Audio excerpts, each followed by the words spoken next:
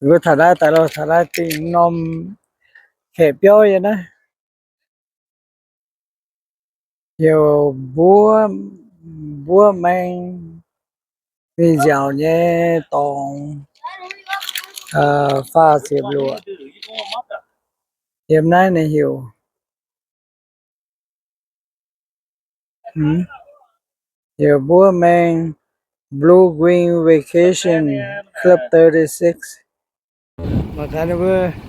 năm xưa nó lúc thì tự nhiên xong có giỏ có mà cái bữa kia là chúng mai ô hôm nay quả điện này ha tại nay sao quả mai ha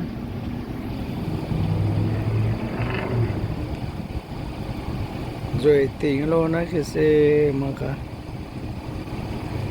cái tay chân bìa mà cái hắn nó nghe mà cậu ô mà cái chẳng béo như miền biển bắt đầu mà cái xe tàu mà cái xe bìa của nhau rồi tiền luôn này này cái xe chẳng miền liên nhưng bắt đầu này rồi tiền cái xe lô ráo có cái xe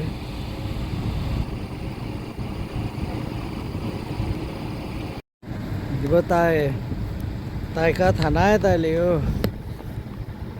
thả nái tay cá nhung tòng mấy lô yếm cái tay có nếu có tay đĩa LA dẻo là tay có vừa có cần mình cung nè đi vừa dễ thảo này đĩa tay liệu nom mông này tung quá nên vừa hiểu Las Vegas vào vừa ở nhà vừa tai này bây giờ mai này bây giờ cháu tai mai này bây giờ con tai nó thế này tai này thì giờ to một chút ta giàu luôn hay bây giờ như vừa ta tìm nom khép béo như này tìm nom khép béo với muốn về nhà to rồi nè tấm xe mai này bây cung này bây cháu tai nó hai tai thằng này rồi mai cung phải lấy tai thằng này cả nhóm chia này quạt cung cái tàu dạp thế này nó thu có thon như chia ha bị cũng như mình dùng có khu yếm có cái gì đó chạy tiền lố nôm này mà quạt đi tiền nữa này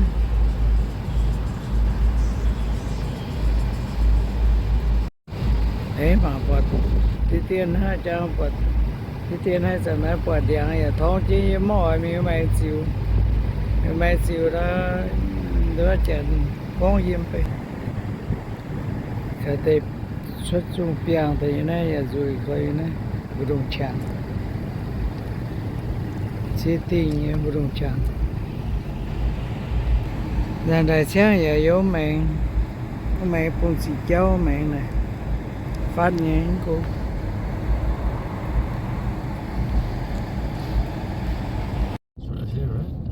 Salomon San Hanno Yeah, mọi người. it's right there, the phone. There's a parking back there. Mà cá nó bữa Salomon San building rồi có mọi người. Cái gì Salomon San cái rồi có mọi người. Hoa năm cái này khuyên quá pháo quả mình chưa cái pháo quả. Mà cho nó ta mà cái vừa biển đâu mình nhận hàng mà cái bữa thằng này thì sản lai nó hay nhận hắn nó xong con cậu nhận hàng hắn nó nghe hắn nó cái phụ nhắn cái gì nhá nó cái nhám nhá nó lấy nhá nó tiền lô lại tiền lô bây giờ xài chi với nhà nô lại chi hồ lại chi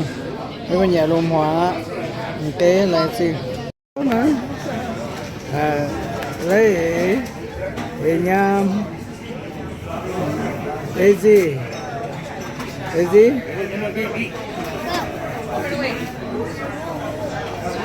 xong cùi nữa Tông tháng nhà hàng lâu lại chim bữa lại chim lấy bữa sáng hàng ta phun lại chim mà cá lô món sàn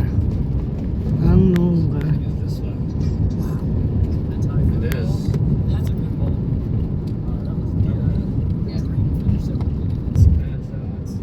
món sàn mai là bật rồi nhau cái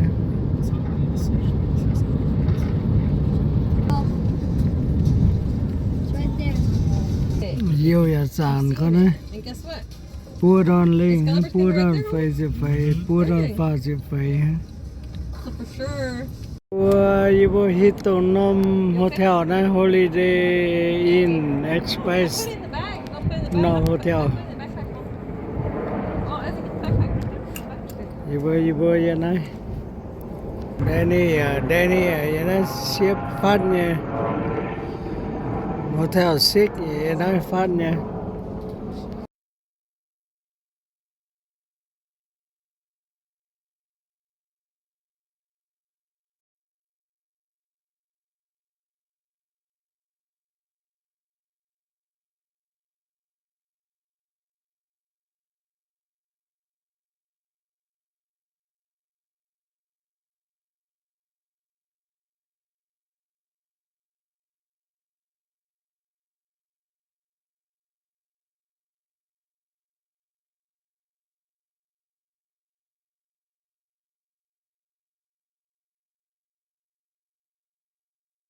Sao mi ya chéo chào ta.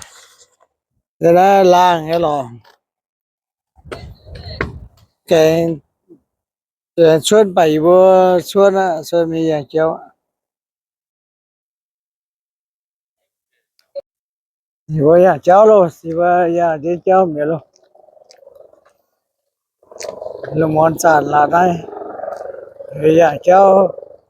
sao nó dẻo nó muốn chân nó dẻo trong đấy chỉ quay tay bọt đây chia nó mới nó khỏe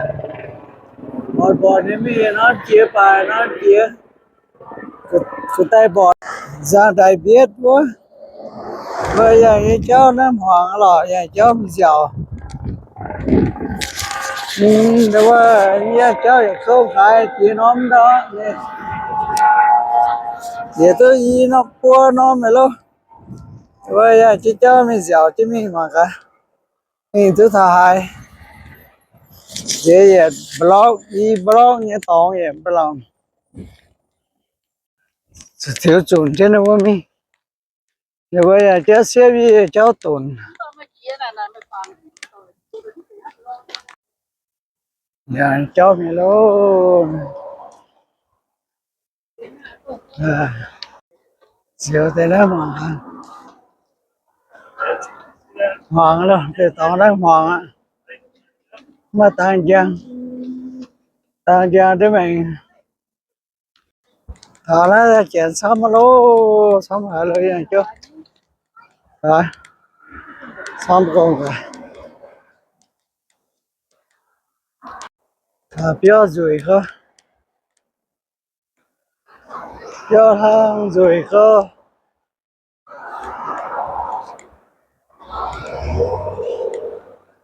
chơi mình dạo lại rồi cơ lận hai bằng cái đấy rồi cơ mình thảo phát mà hai bên phát tay mà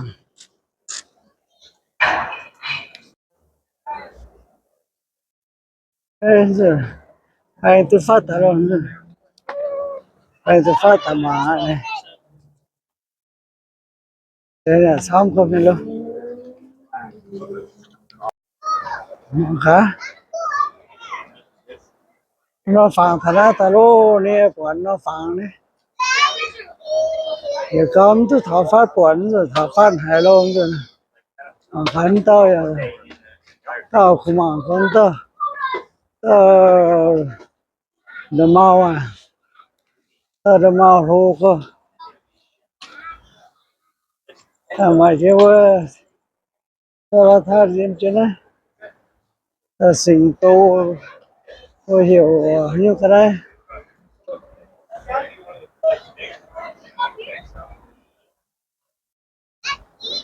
cả building rồi khó nó phải thế là rồi khó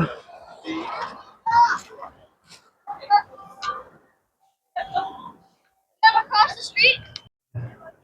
nó ra phẳng quá Hiya. nó tao quản nó tao nó cái phát này mà quản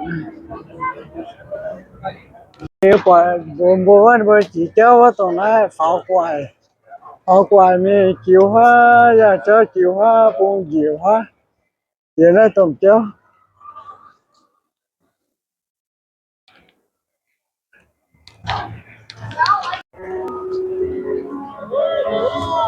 sét giảm cái này như tao như này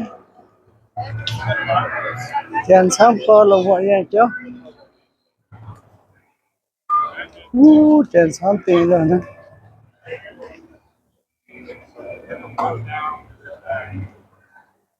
mà cả giang thôi giang om building nó giang thì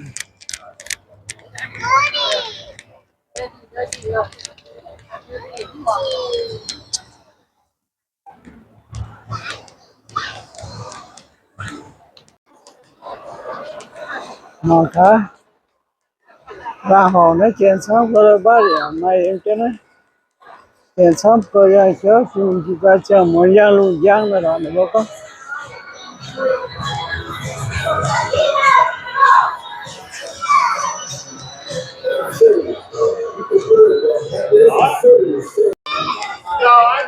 sáng có cái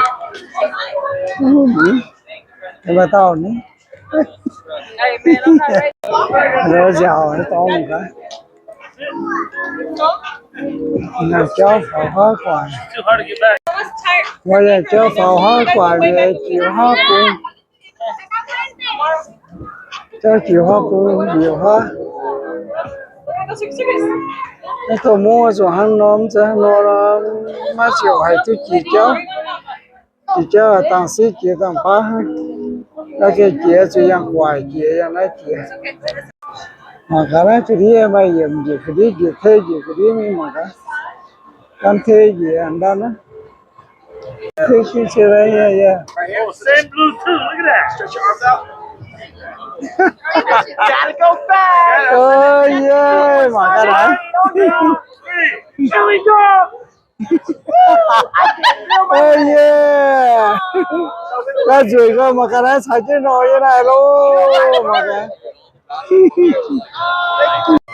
mà cái nó to à sao đấy tao mà cái này thì to như nó sao nó gì ta như nó thì chén như nó gì ta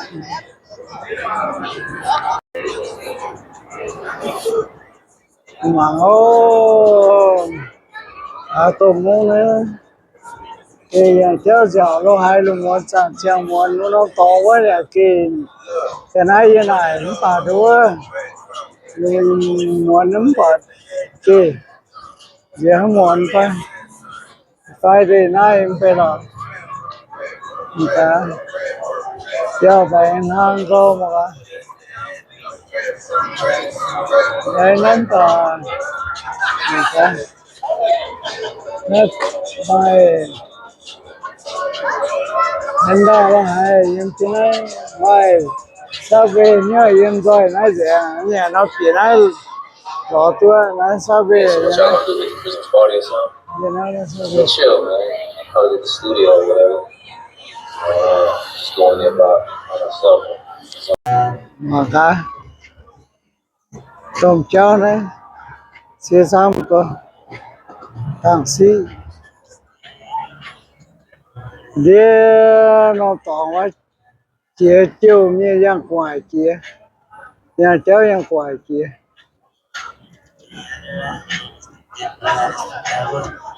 thì toàn là hai trăm xíu số tay cả này phố này tài mày nó thì cháu hết cả rồi số tay food court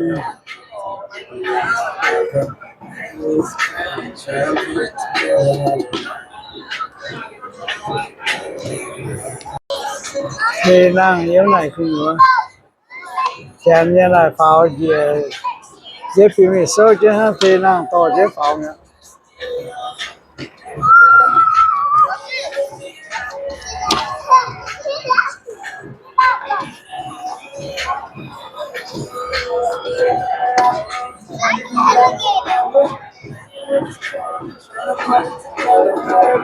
rồi ban đài lên nữa ban đài lên nhưng mà tụi nó thế năng nữa thế liền liền như mi nữa tụi nó